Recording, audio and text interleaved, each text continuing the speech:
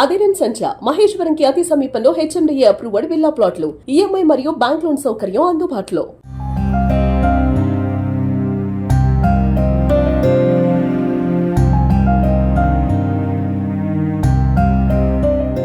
ఇప్పుడు మనం ఉన్నటువంటిది అమీన్పూర్ పోలీస్ స్టేషన్ పరిధిలో ఉన్న సృజన లక్ష్మీ నగర్ అనే కాలనీ. ఇక్కడ మొన్న ఒక దారుణమైనటువంటి ఇన్సిడెంట్ జరిగింది. ఇప్పుడు ఏ ఇంటి దగ్గర అయితే మనం నించున్నామో అదే ఇంట్లో ఇన్సిడెంట్ జరిగింది. అదేంటంటే శ్రీజ అనే అమ్మాయి, అంటే ఈ ఇంట్లోకి సంబంధించినటువంటి శ్రీజ అనే అమ్మాయి జ్యోతి శ్రవణ్ సాయి అనే అబ్బాయితో గత కొన్నేళ్లుగా ఇద్దరు కూడా లవ్ లో ఉన్నారు. చిన్నప్పటి నుంచి ఇద్దరు ఒకే స్కూల్లో చదువుకున్నారు, అభిజ్ఞ అనే స్కూల్లో కూకట్పల్లిలో.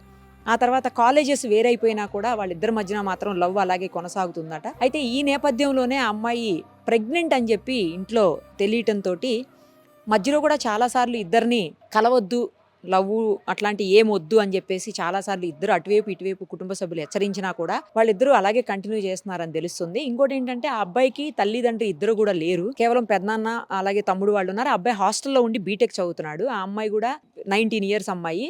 ఆ అమ్మాయి కూడా వేరే కాలేజ్లో BCA చదువుతుందంట. సో అలాంటి పరిస్థితుల్లో అమ్మాయి సడన్ గా ప్రెగ్నెంట్ అని తెలిసిన తర్వాత ఇంట్లో చాలాసార్లు హెచ్చరించినా వీళ్ళు మానలేదు కాబట్టి అమ్మాయిని గట్టిగా క్వశ్చన్ చేసేసరికి ఇంట్లో అప్పుడు కారణం జ్యోతి శ్రవణ్ సాయి అని చెప్పేసరికి ఆ అబ్బాయిని మొన్న మధ్యాహ్నం, అంటే మంగళవారం నాడు మధ్యాహ్నం అబ్బాయిని హాస్టల్ నుంచి వీళ్ళ పేరెంట్స్ వెళ్ళి అమ్మాయి పేరెంట్స్ తీసుకొని వచ్చారని చెప్తున్నారు. తీసుకొచ్చిన తర్వాత మరి గొడవ తీవ్ర స్థాయికి తారాస్థాయికి చేరుకున్నట్టుంది. ఆ తర్వాత అబ్బాయిని క్రికెట్ బ్యాట్ తోటి వాళ్ళ పేరెంట్స్, మరి ఇంకా ఎవరున్నారో ఇంట్లో అన్ని డీటెయిల్డ్గా పోలీస్ ఎంక్వైరీలో కానీ బయటపడదు, అబ్బాయిని క్రికెట్ బ్యాట్తో కొట్టారని చెప్తున్నారు.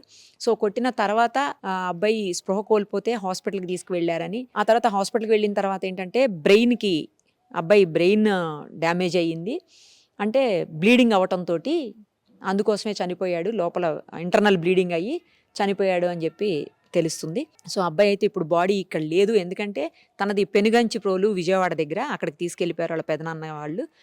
అబ్బాయికి ఒక తమ్ముడు కూడా ఉన్నారని చెప్తున్నారు.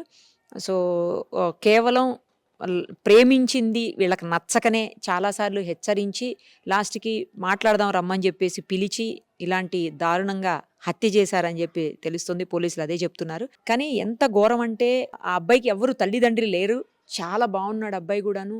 హాస్టల్లో ఉండి చదువుకునేటువంటి అబ్బాయిని ఇంటికి పిలిచి చాలా కాలంగా మాట్లాడుకోవట్లేదని చెప్తున్నారు. అంటే బహుశా వీళ్ళకి తెలిసి మాట్లాడుకోవట్లేదేమో, ఇద్దరును పేరెంట్స్కి తెలియకుండా మాట్లాడుకుంటుండొచ్చు. చాలాసార్లు హెచ్చరించినా మానుకోలేదు, ఇద్దరు కూడా కంటిన్యూ చేస్తున్న రిలేషన్షిప్ అన్న కారణంతో అబ్బాయిని చంపేశారని చెప్పేసి తెలుస్తోంది. బాడీ అయితే లేదు, తీసుకుని వెళ్ళిపోయారు. అబ్బాయి ఫ్రెండ్స్ అందరూ కూడా వెళ్ళారు. చుట్టుపక్కల వాళ్ళందరూ కూడా మాట్లాడడానికి ఎవరు ముందుకు రావట్లేదు, భయపడుతున్నారు, ఏమీ చెప్పట్లేదు అసలు ఎవరు కూడా.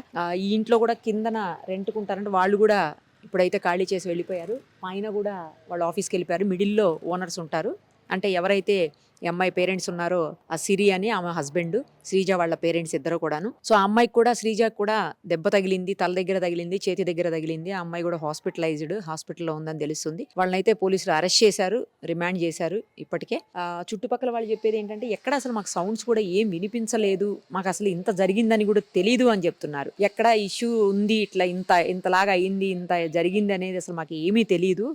మాకు మీడియాలో చూసిన తర్వాతనే తెలిసింది. మేము 5 ఏళ్ల నుంచి 6 ఏళ్ల నుంచి 10 ఏళ్ల నుంచి ఉంటున్న వాళ్ళు కూడా చుట్టుపక్కల చాలా మంది ఉన్నారు. ఆ రోజు ఏమన్నా సౌండ్స్ రావటం కానీ, గొడవ అయినట్లు కానీ, లేకపోతే ఘర్షణ వాతావరణం కానీ ఎక్కడా కూడా ఏది లేదని చెప్తున్నారు. 2వ రోజుకి సాయంత్రానికే మాకు తెలిసింది. మొత్తం అదంతా నార్మల్గానే ఉన్నారు ఆ రోజు అందరూ కూడా అని చెప్పి చెప్తా ఉన్నారు చుట్టుపక్కల అందరూ. సో ఏది ఏమైనా కూడా ఇప్పుడు లవ్ ప్రేమ ఇవన్నీ కూడా ఎవరి ఇష్టం వాళ్ళదనుకోండి. బట్ అంత చిన్న ఏజ్లో అమ్మాయి ప్రేమించడం, తర్వాత ప్రెగ్నెంట్ అవటాన్ని తట్టుకోలేకపోయినట్టున్నారు ఇటు సైడ్ పేరెంట్స్ వైపు నుంచి ఆలోచించినప్పుడు. సేమ్ టైం ఆ అబ్బాయి కూడా తల్లిదండ్రులు లేనప్పుడు కొంచెం బాధ్యతాయుతంగా ఉండి చదువుకుంటున్నాడు కాబట్టి బీటెక్ చేసి మంచి జాబ్ తెచ్చుకొని వాళ్ళ తమ్ముడిని చూసుకుని ఉంటే బాగుండేది.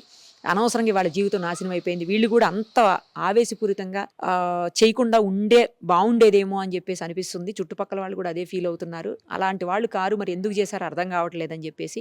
సరే ఏది ఏమైనా కూడా ఒక మనిషి ప్రాణం అయితే ఈరోజు కేవలం ఆ ప్రేమ కోసం పోయింది. అంత అవసరమా, ఇంతలాగా చెయ్యాలా అని అటువైపు ఇటువైపు 2 వైపుల నుంచి కూడా ఆలోచించినప్పుడు ఆ అబ్బాయికి అంత అవసరమా, ఎందుకు చేశాడు, వద్దని హెచ్చరించినప్పుడు ఆగేది ఉండే కదా అనిపిస్తుంది. ఇంకోవైపు ఇటువైపు నుంచి కూడా అంత చంపేయాల్సినంత అవసరం ఉందా, బ్యాట్ పెట్టి విచక్షణారహితంగా క్రికెట్ బ్యాట్ తోటి ఎలా పడితే అలా కొట్టారు ఇష్టానుసారం అని చెప్తున్నారు పోలీసులు. సో దాని వల్లనే అబ్బాయికి బాడీ మీద చాలా దెబ్బలు ఉన్నాయి, కానీ మేజర్గా తగిలింది అయితే తల మీదనే అని చెప్తున్నారు. ఏది ఏమైనా ఒక మనిషిని చంపటం అనేది మాత్రం అత్యంత దారుణమైనటువంటి విషయం. దీనికి తగిన శిక్షణ అయితే ఎవరైతే నిందితులు ఉన్నారో వాళ్ళు అనుభవించే తీరుతారు. మరిన్ని అప్డేట్స్ కోసం నిరుపమ సుమన్ టీవీ ఇన్స్టా పేజ్ని ఫాలో చేయండి. సుమన్ టీవీలో మీ పర్సనల్ అండ్ బిజినెస్ ప్రమోషన్స్ కోసం కింది నెంబర్కి కాంటాక్ట్ చేయండి.